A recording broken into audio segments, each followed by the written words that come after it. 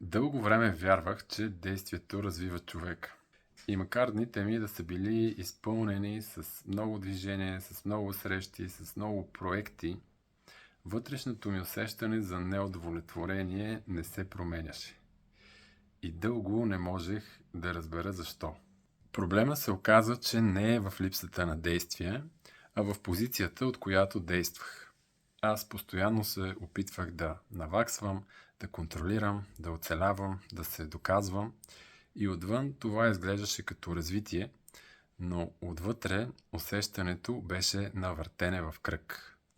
И когато започнах да възстановявам нервната си система и да излизам от постоянния режим на борба, започнах да виждам нещо много важно. Не всяко действие променя човека, защото самото действие само по себе си не е посока. То просто усилва състоянието, от което идва. Ако идва от страх, усилва страха. Ако идва от борба, усилва борбата.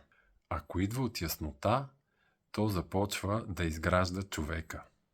И тогава започнах да си мисля, че не е важно да правим повече. Важното е да виждаме по-ясно от каква позиция в себе си действаме.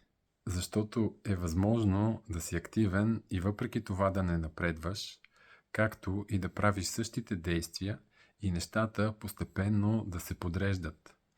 Но не защото действието е различно, а защото човека зад него е различен.